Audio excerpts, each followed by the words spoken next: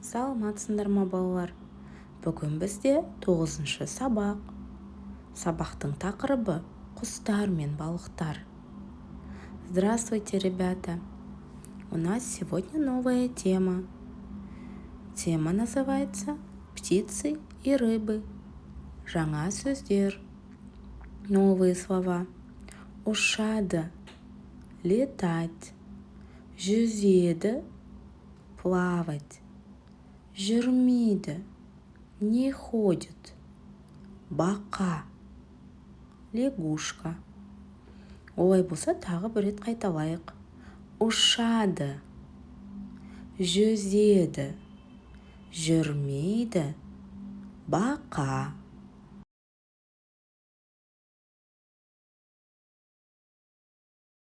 Бірінші тапсырма. Тыңда, сұрақтарға жауап бер. Балалар, бізге мәтін берілген. Мәтінді оқып шығайық. Пингвин теңізде тіршілік ететін құс. Ол қара ала түсті болады. Пингвин балық жейді. Теңіз суын ішеді. Пингвин қанаты болса да ұша алмайды. Үнемі тұрып жүреді. Балалар, біз мәтін арқылы өте қызықты ақпарат алдық. Олай болса, сұрақтарға жауап берейік. Пингвин қандай құс? Әрине, пингвин теңізде тіршілік ететін құс екен, иә балалар? Өте жақсы. Ол қайда тіршілік етеді? Ол теңізде тіршілік етеді.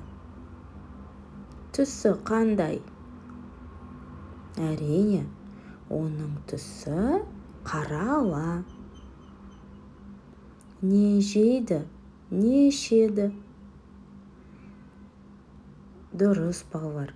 Пингвин балық жейді және теңіз суын ішеді.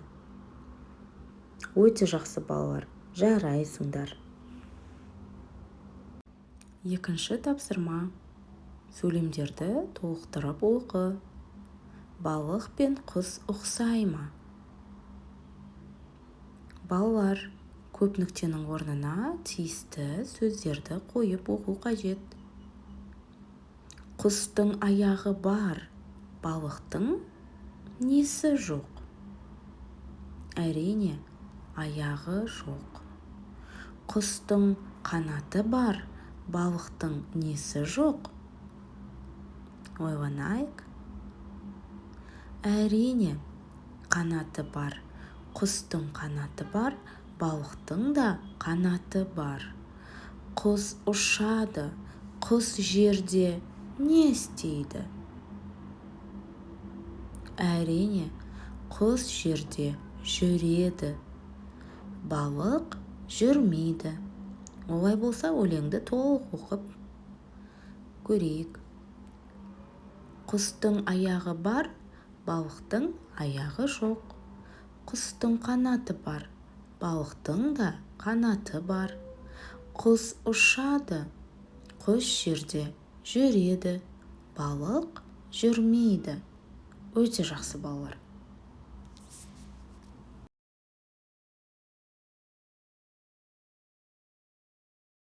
Үшінші тапсырма. Сөздер мен суреттерді сәйкестендір.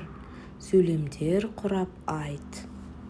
Яғни, балалар, бізге сөздер мен суреттер берілген.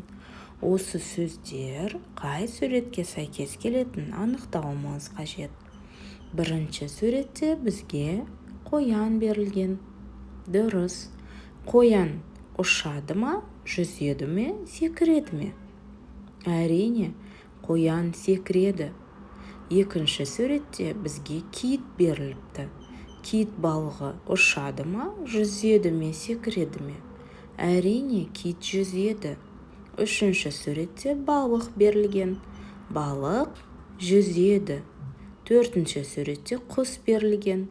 Құс ұшады. Келесі суретте ара берілген.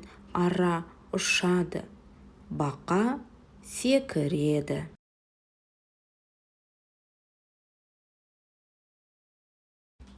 Төртінші тапсырма.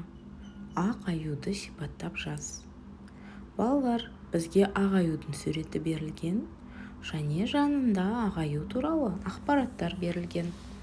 Итбалық, ақ, 800 килограмм, Арктика.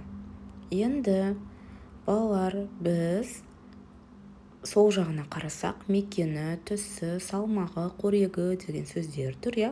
Ақ аюды сипаттау үшін осы сөздерді жанына жазу керекпіз. Ақ аюдың мекені қай жер екен? Әрине, мекені Арктика. Түсі қандай екен? Ақ аюдың түсі ақ, өзі аты айтып тұр, иә, балалар? Салмағы 800 килограмм, өте ауыр екен. Және ақ аюдың қорегі ит балық екен. Түсіндік пе, балалар? Тапсырма өте оңай екен. Қазір мен жазылған түрін сендерге қалдырамын. Мұқият дәптерімізге сауатты етіп жазып алайық.